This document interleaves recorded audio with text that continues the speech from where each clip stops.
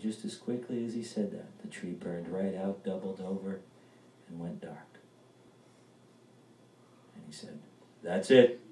And he turned and started down the trail, with Grandma following him, Dougie and Ricky close behind, and as Cindy turned, I shoved my present wrapped up into her hand. Seemed like the right time. I did a great job wrapping it in last Sunday's funnies. They were in a ball, so at first she thought it was just a ball of paper, and I said, "It's a wrapped up thing." And she unwrapped it, and almost immediately I thought, "Oh, it's not a ring. It's not what you wanted."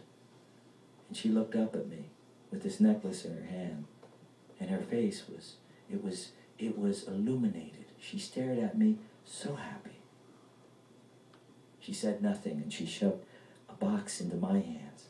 We started down the trail, but I stopped because the box was rattling. It was a long, flat box wrapped very nicely, not the way I wrap. So I tore it open, and it was a wooden box, and it rattled. And I opened up the lid. It was on these little metal hinges, and I opened up the lid, and inside were pencils. Old, mostly used, dull and sharp pencils. Some of the erasers busted off. And I looked at her and said, "You gave me pencils?" And she smiled. I swear there were tears in her eyes, and she nodded her head and she said, "Yes." "What for?" And she said, "For the stories you're gonna write." "I don't have any stories to write." She said, "You will." Then she turned and walked away. I closed the box and shoved it because it could sit straight up in my back pocket. And I walked around the side of the house and we were saying goodbye. Big Santa Claus man hunkered down and he looked at Dougie and he said, "It's okay then." And Dougie went, he said, "Do you want anything else?" And Dougie looked at him. His lower lip was protruding a little bit.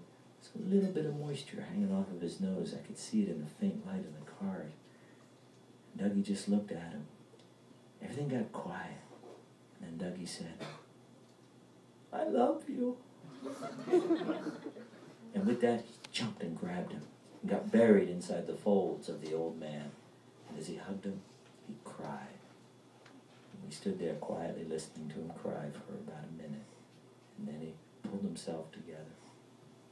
And then the car horn tooted. July had had enough. She was ready to go. So we all said goodbye. We walked away. All us kids, we climbed into the back seat and Grandma in the front with July, her daughter.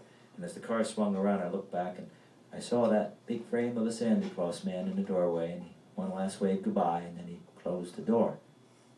And as we drove away, Ricky said, "Hey, wait a minute. Graham, wait a minute. What about that Christmas story that we were supposed to do? What is it?" She said, "Ricky, you ought to know you just did it." And then Cindy looked at me. And that was it.